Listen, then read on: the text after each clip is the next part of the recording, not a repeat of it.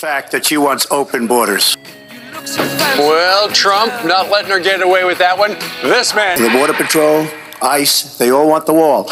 We stop the drugs. We shore up the border. One of my first acts will be to get all of the drug lords, all of the bad ones. We have some bad people in this country that have to go out. We're going to get them out. We're going to secure the border. And once the border is secured, at a later date, we'll make a determination as to the rest. But we have some bad hombres here, and we're going to get them out.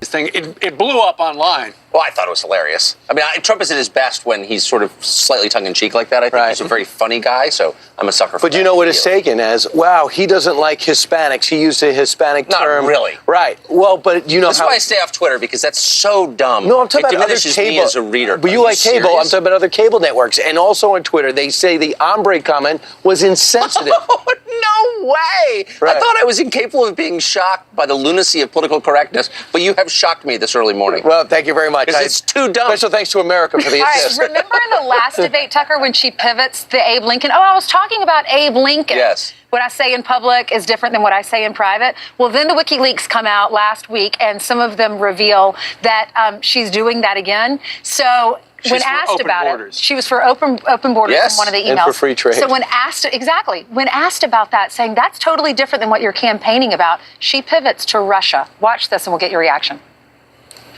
If you went on to read the rest of the sentence, I was talking about energy. You know, we trade more energy with our neighbors than we trade with the rest of the world combined. You are very clearly quoting from WikiLeaks, and what's really important about WikiLeaks is that the Russian government has engaged in espionage against Americans. They have hacked American websites, American accounts of private people, of institutions. Then they have given that information to WikiLeaks for the purpose of putting it on the internet, clearly from Putin himself, in an effort, as 17 of our intelligence agencies have confirmed, to influence our election. Finally, will Donald Trump admit and condemn that the Russians are doing this? That was a great pivot off the fact that she wants open borders. People are going to pour into our country. People are going to come in from Syria. She wants 550% more people than Barack Obama. This was an ominous moment. I think future generations will study this tape as a sort of prime example of political demagoguery in action.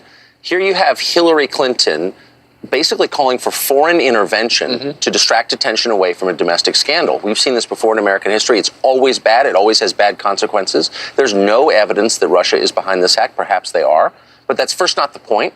And second, Russia is a major country with nuclear arms that is engaged throughout the world. And for us to totally change our relationship with Russia just to help Hillary Clinton win the presidential race is the definition of reckless. And by the way, as the father of a 19-year-old son, I'm thinking, whoa, where are we going with this? Well, we declared cyber war on Russia last week. The Obama administration did, again, to help Hillary Clinton get elected president.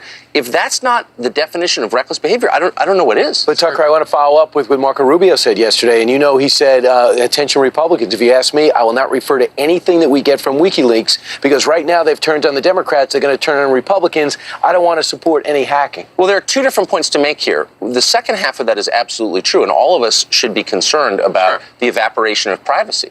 So, you know, we don't have privacy. By the way, Marco Rubio defended the federal government tapping into the Gmail accounts of American citizens for no real reason. And he and a lot of other members of the Republican leadership and establishment did. So he doesn't really have a position to make this case, I would say.